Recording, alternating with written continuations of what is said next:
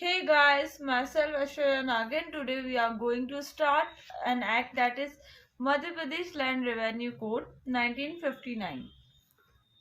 ये act number 20 है 1959 का। इसका जो पर्पस इस एक्ट के आने का वो क्या है कि this is an act to consolidate and amend the law relating to land revenue, the powers of the revenue officers, rights and liabilities of the holders of land from the state government, agriculture tenures and other matters relating to the land and liabilities incidental thereto in the Madhya Pradesh. मतलब ये जो act क्यों आया है, ये consolidate करने के लिए आया है जो अलग अलग तरह के लॉस थे, ठीक है, उनको अमेंड करके जो लैंड रिलेटेड लैंड रिवेन्यू से रिलेटेड जो भी लॉस थे वो उनको कंसोलिडेट करने के लिए, उनको अमेंड करने के लिए। और इसमें क्या क्या बताई गई, जो पावर्स है रेवेन्यू ऑफिसर्स की, राइट्स है, लाइबिलिटीज हैं जो लैंड होल्डर्स हैं, है ना, स्टेट गवर्नमेंट से जिनने लैंड होल्ड की है, उनका क्या एग्रीकल्चर टेन्योर है, उनसे रिलेटेड जो भी मैटर्स हैं लैंड से, जो लाइबिलिटीज हैं उनसे incidental there to Madhya Pradesh में, उसको कंसोलिडेट एंड अमेंड करने के लिए लॉ आया है, ठीक है। Now we are going to start chapter first, that is preliminary. This is section first says that short title extent and commencement. So this act is maybe called Madhya Pradesh Land Revenue Code 1959.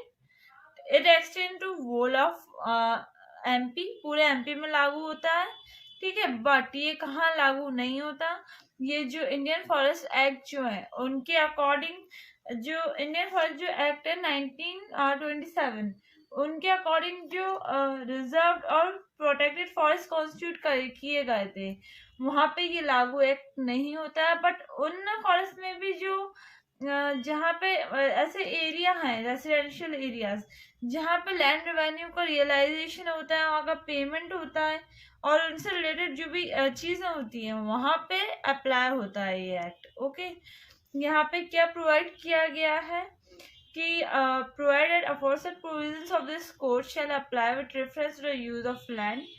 मतलब use of land के related बताया गया है कि जो उस purpose के according वो जो सेक्शन 59 में पर्पस दिए गए हैं कि लैंड किस किस पर्पस से यूज होती है, उसके अकॉर्डिंग इनका रियलाइजेशन होगा ना। थर्ड ये बताता है ये कब से फोर्स में आएगा, जब से स्टेट गवर्नमेंट नोटिफिकेशन देगी ऑफिशियल गैजेट में, तब से ये कोड जो है फोर्स में आएगा, ठीक है। अब सेकंड जो है definition, I will make a separate video on this, so skip to the section third. Section third says that section third start with the chapter second, Board of Revenue. Section 3 क्या बताता है, there is a constitution of Board of Revenue. Section 3 says that there shall be a Board of Revenue. अब Board of Revenue होगा तो वहाँ पे obviously उसके members वगैरह होंगे और एक उसका head होगा. So there shall be a president and 2 or more members with the state government from time to time appoint. ठीक है, जो भी टाइम टाइम स्टेट गवर्नमेंट बताएगा और मेंबर्स को अपॉइंट करेगा वो, और उसका एक प्रेसिडेंट होगा वहां पे, ठीक है। सेकंड क्या बताता है कि जो बोर्ड ऑफ रेवेन्यू है जो कॉन्स्टिट्यूट कर रहा है और फंक्शनिंग कर रहा है अलग अलग रीजन में जो कर रहा था और इस कोड के आने से पहले कर रहा था, ठीक है। तो इस चैप्टर में उसको एग्जिस्टिंग बोर्ड माना जाएगा और जब ये जो कोड कमेंस आ जाएगा, फोर्स में आ जाएगा, तब से ये जो बोर्ड है उसको deem to be a board of Madhya Pradesh बोलेंगे, ठीक है। अब थर्ड क्या बताता है कि जो प्रेसिडेंट है और जो मेंबर्स हैं एग्जिस्टिंग बोर्ड के, वो जो मतलब पहले जो बोर्ड था एग्जिस्टिंग बोर्ड, उसके जो प्रेसिडेंट और मेंबर्स थे वो इसके क्या फर्स्ट प्रेसिडेंट्स और मेंबर्स कहलाए जाएंगे। अब सेक्शन जो फोर्थ है वो क्या बताता है, प्रिंसिपल सीट और उसके other places of sitting of board of revenue. अब बोर्ड ऑफ रेवेन्यू तो उनकी कहीं मीटिंग वगैरह तो होंगी, तो वो कहाँ पे हेड होगी वो बताएगा यहाँ पे, ठीक है। जो ये क्या बताता है कि the principal seat of board at be such place, वही प्लेस जो भी स्टेट गवर्नमेंट है टाइम टू टाइम अपॉइंट करेगा, नोटिफाई करेगा, उस जगह वहां पे इनकी मीटिंग होगी। सेकंड क्या बताता है कि फर्स्ट में कुछ भी लिखा हो, मतलब स्टेट गवर्नमेंट जो भी बताए उसके अलावा भी जो प्रेसिडेंट जो स्टेट गवर्नमेंट है वो बोर्ड के प्रेसिडेंट से कंसल्टेशन लेगा। कंसल्टेट करने के बाद वो लोग जो जगह डिसाइड करेंगे वहां पे बोर्ड की मीटिंग होगी। ठीक है, ये सेक्शन 4 बताता है। सेक्शन 5 क्या बताता है? Conditions of service of members of the board. अब क्या, एक बोर्ड था, बोर्ड के मेंबर्स थे, अब मेंबर्स की सिटिंग कहाँ होती थी वो इसमें 4 में बताया। 5 के बताएगा कि उसकी क्या क्या कंडीशंस है सर्विस की। तो 5 क्या बताता है कि अगर where there is an any member which is जो क्या बोलते हैं कि रीजन ऑफ एब्सेंस से वो नहीं आ पा रहा है और अपने ड्यूटी परफॉर्म नहीं कर पा रहा है, तो क्या करेगा state government? State government notification द्वारा अपॉइंट कर देगा कोई पर्सन को उसके पर्सन के प्लेस पे। ठीक है, फॉर द टाइम बीइंग, उस टाइम बीइंग उस समय के लिए इसको रिप्लेस कर देगा, कोई और अपॉइंट कर देगा बोर्ड के मेंबर के रूप में। ठीक है, सेक्शन 5 जो सब क्लॉज 2 है ये बताता है कि except as expressly provided by this code, the terms and condition of the service of president members of the board such भी सिंपल है। टर्म्स एंड जो कंडीशंस है बोर्ड की, प्रेसिडेंट के, उनके मेंबर्स की, वो शैल बी सच इस तरह की होंगी जो भी स्टेट गवर्नमेंट है प्रिस्क्राइब करेगा, कंडीशन लेट डाउन करेगा, उनके अकॉर्डिंग उनकी वो होगी टर्म्स एंड कंडीशंस, वो फॉलो करेंगे स्टेट गवर्नमेंट का। ठीक है, प्रेसिडेंट और मेंबर्स ऑफ एग्जिस्टिंग बोर्ड जो है वो कब तक कंटिन्यू करते रहेंगे, वो जो उनकी कंडीशंस है जब तक फर्दर मॉडिफिकेशन कुछ नहीं आ रहा तब तक उनकी वही सेम कंडीशंस एंड टर्म्स रहेंगी।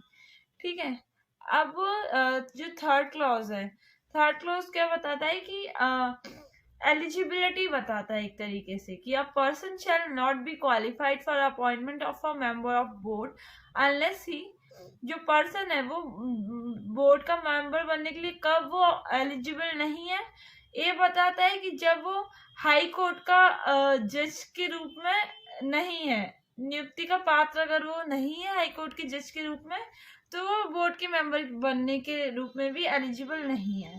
सेकंड क्या बताता है कि वो एक रेवेन्यू ऑफिसर होना चाहिए एटलीस्ट 5 इयर्स के लिए। ठीक है, और 5 इयर्स मतलब होना चाहिए वो रेवेन्यू ऑफिसर, और वो कलेक्टर के रैंक से नीचे का रेवेन्यू ऑफिसर नहीं होना चाहिए। ठीक है, अगर नीचे का होगा तो वो भी एलिजिबल नहीं है बोर्ड का मेंबर बनने के लिए। अब सेक्शन 6 क्या बताता है?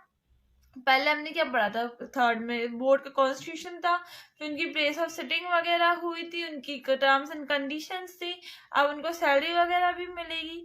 तो 6 में सैलरी और अलाउंसेस का दिया गया है कि जो स्टेट गवर्नमेंट है वो सैलरी और अलाउंसेस इनको पे करेगी, और जो सैलरी एंड अलाउंसेस है वो कंसोलिडेटेड और फंड जो है वहां से इनको चार्ज किया जाएगा। स्टेट का जो कंसोलिडेटेड फंड है वहां से इनको मिलेगा, चार्ज किया जाएगा। देन सेक्शन 7 क्या बताता है? बोर्ड का जुरिसडिक्शन।